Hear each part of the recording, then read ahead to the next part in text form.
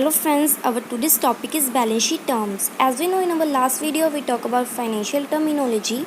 Here financial terminology means that terms are used by the accountant to communicate the financial position of the business to the owner of the business.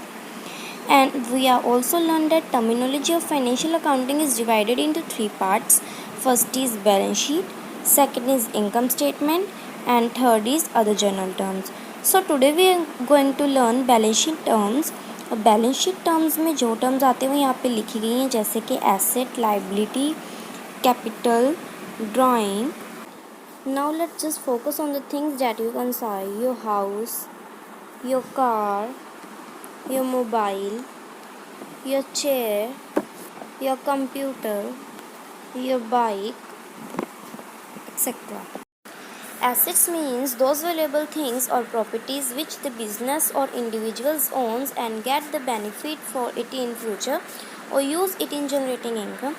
The tangible objects and intangible rights owned by the business enterprise are known as an asset. In the balance sheet, asset are shown on the net value. अब asset के examples लेते हैं, जैसे कि cash balance, bank में जो आपका पैसा पड़ा हुआ है वो आपका एसेट है.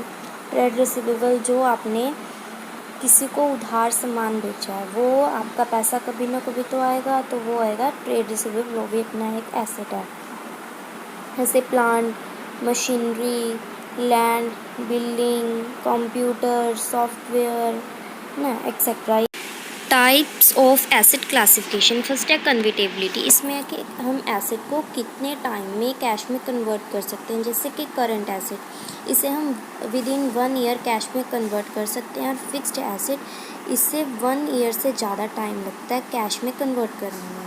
नेक्स्ट है फिजिकल एक्सिस्टेंस. इसमें 2 टाइप्स के होते हैं, टेंजिबल और इंटेंजिबल. टेंजिबल जिसे हम टच कर सकते हैं, देख सकते हैं, और इंटेंजिबल जिसे हम टच नहीं कर सकते और देख नहीं सकते. यूजेज क्या है इनके? ऑपरेटिंग एसेट और non operating asset. Operating asset वो हैं जो हमारे बिजनेस के ऑपरेशंस में डेली यूज़ किए जाते हैं, और नॉन ऑपरेटिंग एसेट्स वो हैं जो डेली यूज़ नहीं किए जाते.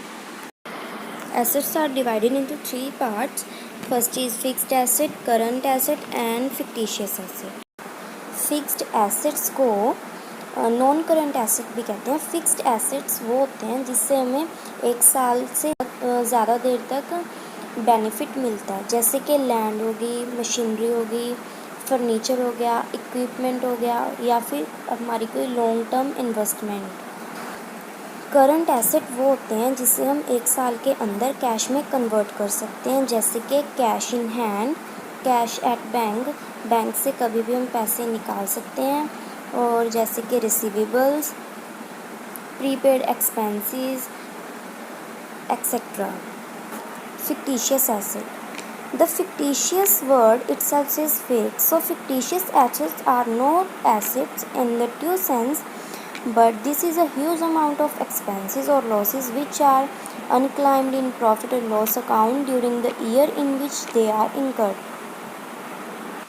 फिक्स्ड एसेट के फर्दर 2 टाइप्स होते हैं, टेंजिबल एसेट और intangible asset. Tangible fixed asset, it refers to those fixed assets which can be touched and seen. These may include movable assets such as vehicle, equipment, machinery, immovable assets such as land and building, wasting assets such as oil, Cola. Wasting asset वो asset होते हैं जो हमारे पास सीमित हों, जैसे कि Cola कभी ना कभी तो ख़त्म होगा, हमेशा तो नहीं रहेगा. जैसे कि ऑयल भी कभी ना कभी ख़त्म होगा, हमेशा नहीं रहेगा. Next is intangible asset. Intangible fixed asset. It refers to those fixed assets which cannot be touched and seen. These are usually the rights to use, produce or provide the goods or services. For example, goodwill, copyright, trademark, etc. Non profiting assets, और इसे हम NPA भी कहते हैं. Non profiting assets means those loans provided by bank or financial institution which is not performing. जैसे कि house loan, हमें house loan लिया, एक बार हमारे पास कैश आया यानी एसेट इंक्रीज़ हुआ, बट हमें वो कैश वो लोन वापस देना पड़ेगा विद इंटरेस्ट. तो इससे हमें कोई इनकम नहीं हो। तो जो हमारे पास एसेट्स हैं उनसे हमें इनकम नहीं हो रही, प्रॉफिट गेन नहीं हो रहा, उसे हम कहेंगे नॉन प्रॉफिटिंग एसेट।